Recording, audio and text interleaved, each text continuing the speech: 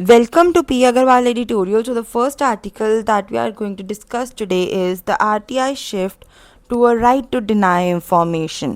तो RTI होना तो राइट टू इन्फॉर्मेशन एक्ट चाहिए था, पर लेकिन उसका आजकल जो शिफ्ट है वो हम राइट टू डिनाई इन्फॉर्मेशन की तरफ ज़्यादा देख रहे हैं।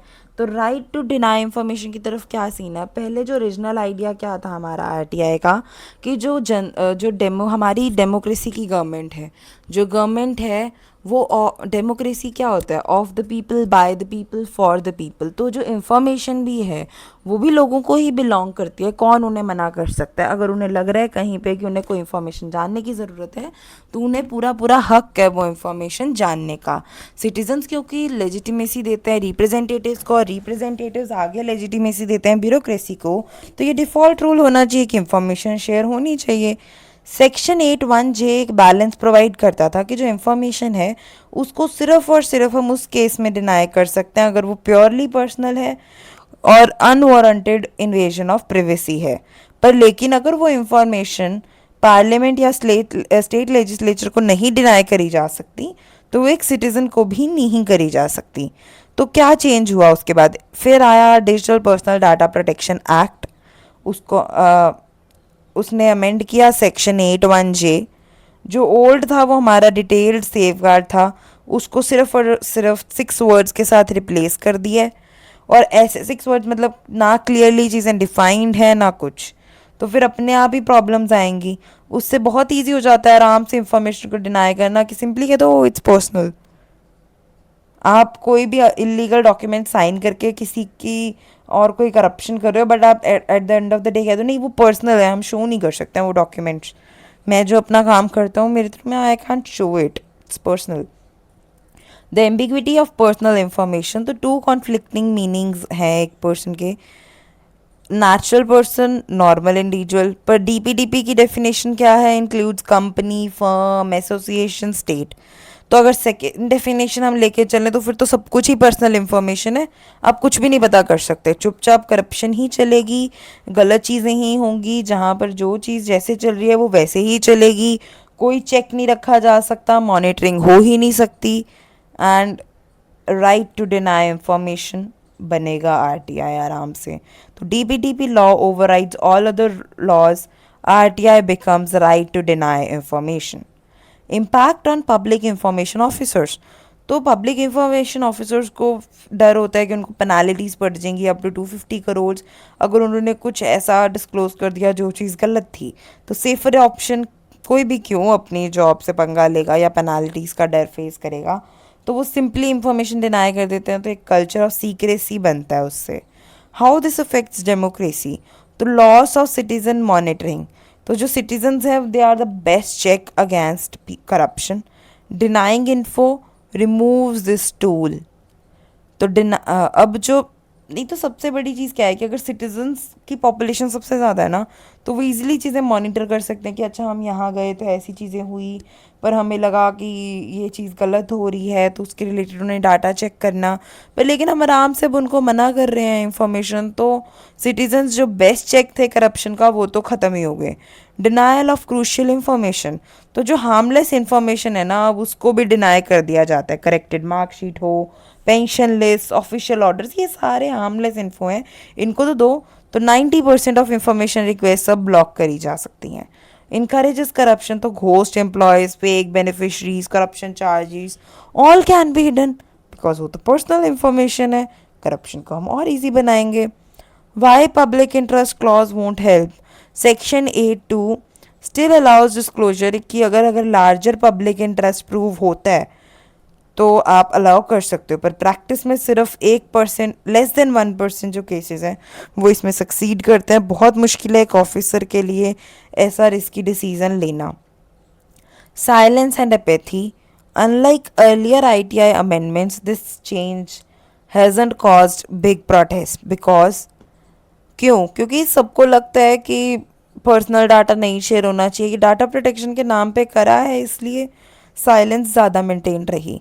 वाई दिस इज़ डेंजरस, क्योंकि सेक्शन 2(8), 44(3) जो डीपीडीपी के हैं वो डायरेक्ट अटैक करते हैं फंडामेंटल राइट्स और डेमोक्रेसी पे। तो अगर अनचेक रखा गया इन्हें तो आरटीआई धीरे धीरे अपनी पावर लूज़ कर देगी और ट्रांसपेरेंसी ख़त्म हो जाएगी। Call to action. Citizens and media must act. Public discussion. Awareness across the country. फिर political pressure. Demand reversals in election manifestos. Build public opinion with media support. Treat it as national issue equal to any major democratic debate. Crux. Without pushback, RTI turns to RDI and transparency weak होती जाएगी, corruption फिर भी जिंदा रहेगी. Citizens must stand up to protect their democratic rights to information. Next article is property rights, tribals and the gender parity gap. तो क्यों ये issue इतना मैटर करता है? तो 17 जुलाई 2025 को Supreme Court ruled that excluding daughters from ancestral property ये वायलेशन ऑफ इक्वालिटी है. ज़्यादातर ट्राइबल वुमेन्स इंडिया में except some multi matrilineal north eastern tribes, उनको अभी भी राइट नहीं दिया जाता एंसेस्ट्रल प्रॉपर्टी में. ये एक मेजर जेंडर इनजस्टिस है. रामचरण वर्सेस सुखराम केस 2025, एक ट्राइबल वुमेन छत्तीसगढ़ से उसने डिमांड किया. ट्रायल कोर्ट और एपिलेट कोर्ट ने तो कह दिया कि बस हम कस्टम्स नहीं चेंज करेंगे, तो वो तो कस्टम है गौंड ट्राइब का, इसलिए आपको प्रॉपर्टी में शेयर नहीं मिलेगा. हाई कोर्ट ने इसे रिवर्स किया और इक्वल शेयर दिया, स्टेटिंग कि वुमेन का राइट टू प्रॉपर्टी, मतलब वुमेन को प्रॉपर्टी डिनाई करना अंडर कस्टम ये जेंडर डिस्क्रिमिनेशन है. सुप्रीम कोर्ट ने भी इसे अपहेल्ड किया and it is significant for tribal women's right. Earlier जो प्रेसिडेंट्स थी, Madhu Kishwar versus state of Bihar 1996, वहाँ पर भी वुमेन चाहती थी उसे इक्वालिटी मिले इनहेरिटेंस में. कोर्ट ने रिफ्यूज़ कर दिया, सेइंग कि changing customs could cause chaos. फिर प्रभा मिन्स वर्सेस माता का केस था, उसमें कोर्ट ने औरान ट्राइबल जो वुमेन थी उनको इनहेरिटेंस राइट्स दिए. डिफेंडेंट प्रूव नहीं कर सके कि कॉन्टीन्यूस कस्टम क्यों है ऐसा डिनाइंग कि डॉटर्स को प्रॉपर्टी डिनाई करने का. Customary laws and gender inequality. Tribals in scheduled areas like Chhattisgarh, Jharkhand, Odisha follow customary laws in marriage, succession and adoption. Problem ये है कि कोई लैंड इनहेरिटेंस राइट्स नहीं है वुमेन के लिए. सिर्फ 16.7% एसटी वुमेन है जो लैंड ओन करती हैं versus 83.3% of ST men. Customary laws and gender inequality. Excuses जो दिए जाते हैं टू डिनाई वुमेन प्रॉपर्टी या लैंड इज कम्युनिटेरियन, वो कम्युनिटी को बिलोंग करता है ना कि इंडिविजुअल्स को. Fear women may marry non tribals leading to land alienation. तो रियलिटी है कि जो benefit of land sales acquisition है वो रेयरली ही कम्युनिटी को जाता है. जेंडर बाइस जो है वो स्ट्रॉन्ग रहता है. Customs versus law. एक कस्टम को लॉ बनने के लिए एक तो वो पुरातन टाइम से चला आना चाहिए, कॉन्टीन्यूस होना चाहिए, सर्टेन, रीजनेबल और पब्लिक पॉलिसी की अलाइनमेंट में होना चाहिए. कोर्ट्स रिजेक्ट कर सकते हैं डिस्क्रिमिनेटरी कस्टम्स को. Positive developments. Kamla Neti versus land acquisition officer, तो इन्होंने रिकॉग्नाइज किया ट्राइबल वुमेन्स के प्रॉपर्टी राइट को. July 2025 case further strengthens equality, step towards closing gender gap in tribal property rights. The way forward. Hindu Succession Act excludes tribal. Section 2(2).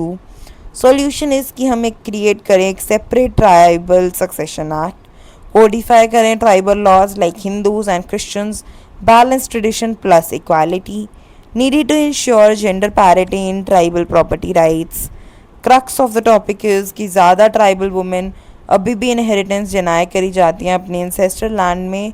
Courts are slowly recognizing equality as a constitutional right, but without a separate law, justice remains patchy. Ensuring property rights is equal to empowerment plus gender justice for tribal women.